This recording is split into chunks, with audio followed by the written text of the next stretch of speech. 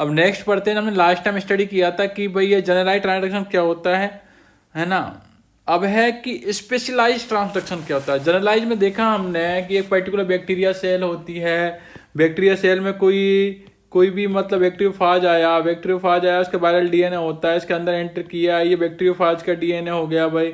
ये अपना डीएनए इसने क्या, बैक्टीरियोफाज के डीएनए को लाइटिक प्रोसेस हुआ है, बैक्टीरियोफाज का डीएनए टूट गया, टूटने के बाद इसने क्या हुआ, अपने फाज पार्टिकल बनाए, मतलब प्रोटीन बनाया, प्रोटीन इसको रप्चर करने बाहर निकला, तो इसने क्या हुआ, किसी में तो क्या हुआ, फाज का डीएनए गया, और किसी में क्या हुआ, फाज के साथ साथ बैक्टीरिया का डीएनए गया। अब जिसमें बैक्टीरिया का डीएनए फाज मतलब जो भी फाजेज हैं उसका खुद का डीएनए था, उसके साथ साथ जब बैक्टीरिया का डीएनए गया, वो जो दोनों डीएनए कहाँ गए, दूसरे बैक्टीरिया को संक्रमित किया, इन्फेक्ट किया, तो उसके डीएनए उसमें जाके वो ट्रांसफर हो गया। इस तरीके से फाज के द्वारा एक पर्टिकुलर डीएनए एक डीएनए कहाँ ट्रांसफर हो गया, दूसरे बैक्टीरिया हो गया। अब हम पढ़ेंगे इसी का दूसरा टाइप होता है स्पेशलाइज ट्रांसडक्शन। क्या होता है ये, स्पेशलाइज ट्रांसडक्शन। अब ये जो ट्रांसडक्शन है ये सबसे पहले किसने इसकी स्टडी की, तो आंद्रे लाफ एंड उसके जो सहयोगी होते हैं, मतलब जो सहयोगी मतलब यहाँ पे इसका मीनिंग ये होता है कि जिसको जो भी कोई भी एक्सपेरिमेंट करते हैं वो कोई अकेला साइंटिस्ट नहीं करता है, उसके सहयोगी होते हैं, वहाँ ढेर सारे साइंटिस्ट एक साथ मिलकर उस काम को करते हैं ना।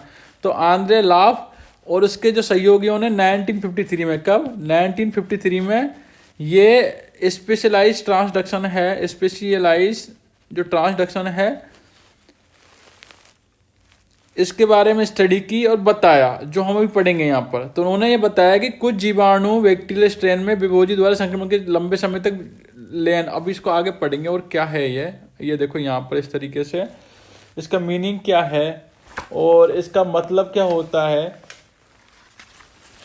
तो यहाँ पर लिखा हुआ है, साफ साफ देख पा रहे हैं हम लोग कि इन्होंने सर्वप्रथम, दोनों साइंटिस्ट ने सर्वप्रथम ये सिद्ध किया कि कुछ जीवाणु, कुछ जो बैक्टीरिया जो स्ट्रेन होती हैं, कुछ जो बैक्टीरिया स्ट्रेन होती हैं में विभोजी या फाज द्वारा संक्रमण के बाद भी लंबे समय तक जीवाणु कोशिका का लयन नहीं होता है। मतलब वहाँ पे क्या हुआ था, जैसे कि फाज ने इन्फेक्ट किया तो जो बैक्टीरियल सेल था उसका लाइसिस मतलब वो रप्चर हो गई, टूट गई। तो कुछ में क्या होता है, उसका लाइसिस तुरंत नहीं होता है ना, नहीं होता है। अपितु ऐसे जीवाणुओं में, ऐसे बैक्टीरिया में विभोजी डीएनए मतलब फाज का जो डीएनए होता है वो जीवाणु डीएनए दोनों जुड़ जाते हैं, और ये जुड़ा हुआ विभोजी डीएनए रेप्लिकेट होता है।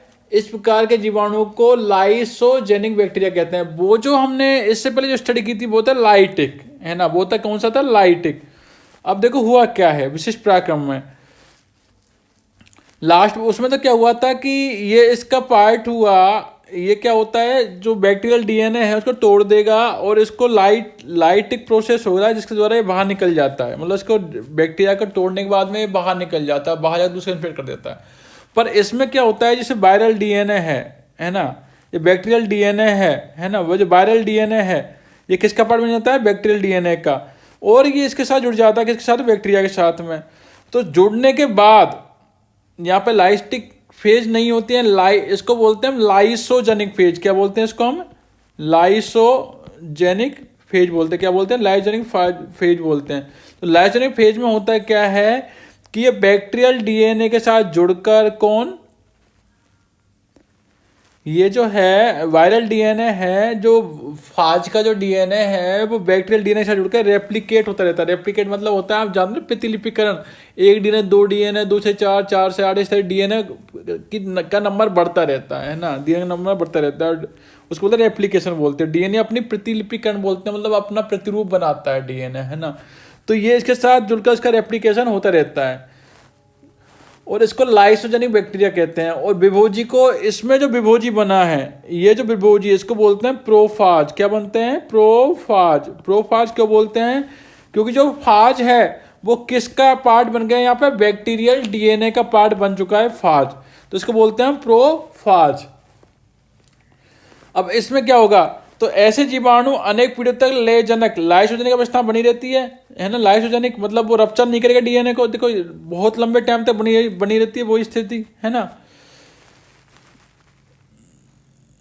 यह स्थिति जीवाणु कोशिका में संश्लेषित विशेष प्रकार की दमनकारी रेप्रेसर प्रोटीन के कारण संभव होती है। अब ये ऐसा नहीं कि भाई ये लाइटिक फेज में क्यों नहीं जा रहा है, पर रेप्रेसर मतलब दमनकारी, मतलब उस पर्टिकुलर जो कोई प्रोटीन होती है उस प्रोटीन के कारण, due to that particular protein, उस पर्टिकुलर प्रोटीन के कारण क्या होता है, जिनको हम रिप्रेसर प्रोटीन कहते हैं, उन रिप्रेसर प्रोटीन के कारण जो लाइसोजेनिक जो स्टेज होती है, और हम सीधी भाषा में बोलें तो ये जो बैक्टीरिया होता है वो रप्चर नहीं होता है, और ये वायरल डीएनए होता है वो बैक्टीरियल डीएनए का पार्ट बना रहता है। किसका क्या कारण होता है, वो रिप्रेसर प्रोटीन का कारण।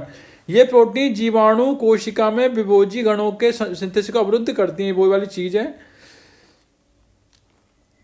अब क्या होता है, नहीं देखिए, तो विभोजी या ना फाज डीएनए, जीवाणु डीएनए से विभोजी कणों के निर्माण के टूट कर अलग हो जाता है। इस दौरान जीवाणु के कुछ जीन विभोजी डीएनए के साथ आ जाते हैं, उनका रेप्लिकेशन भी विभोजी डीएनए के साथ हो जाता है।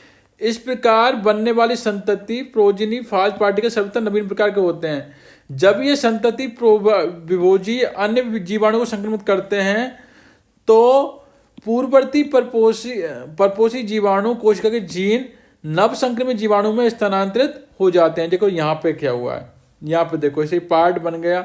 अब क्या ये रप्चर हुआ, देखो ये किसका पार्ट है, इसमें क्या है, बैक्टीरियल डीएनए भी है और फाज डीएनए भी है। इसमें बैक्टीरियल डीएनए में भी phage DNA, bacterial DNA phage DNA, bacterial DNA phage, bacterial phage, क्योंकि दोनों साथ साथ दोनों का क्या हुआ था, रेप्लिकेशन हुआ।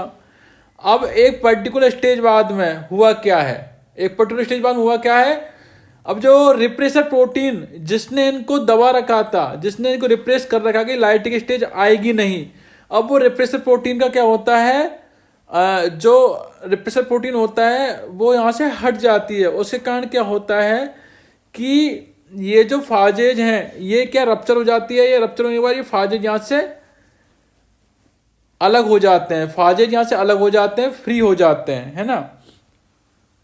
इस प्रकार प्रकार में सभी जीन समान रूप से स्थानांतरित नहीं होते, केवल ऐसे कुछ स्पेशल जीन ही जीवाणु डीएनए में बिल्कुल सटे हुए, हाँ फायर डीएनए से बिल्कुल सटे हुए रहते हैं। तो इसमें क्या होता है कि सारे जो इसमें इस प्रक्रिया में बना है ना, तो सारे तो जीन ट्रांसफर नहीं हुए हैं, एक पर्टिकुलर जीन है, क्योंकि वो किसका पार्ट है, कौन सा किसका पार्ट है कि नहीं है। तो वायरल डीएनए के साथ बैक्टीरियल डीएनए में जाएगा, पर उसका कुछ ही पार्ट दूसरे बैक्टीरिया में जाके ट्रांसफर हो जाएगा। जैसे ये पार्ट हुआ था सिंगल, कुछ ही जीन जो स्पेशल जीन है वो ही जाके ट्रांसफर हुई दूसरे बैक्टीरिया में। तो इसके लिए बोलते हैं इसको स्पेशलाइज्ड ट्रांसडक्शन। तो इसमें हुआ क्या है, इसमें लाइसोजेनिक स्टेज थी, इसमें लाइटिक स्टेज सीधी आई नहीं थी, इसमें लाइसोजेनिक स्टेज पहले आई थी, है ना, उसके बाद लाइटिक स्टेज आई थी। तो उसके कारण क्या हुआ कि स्पेशल जीन होते हैं उनका ही ट्रांसफर होता है, इसमें पूरा जीन का ट्रांसफर नहीं होता, इसलिए बोलते हैं स्पेशलाइज्ड ट्रांसडक्शन। इस तरीके से हमारा जेनेटिक रिकॉम्बिनेशन पूरा खत्म हुआ।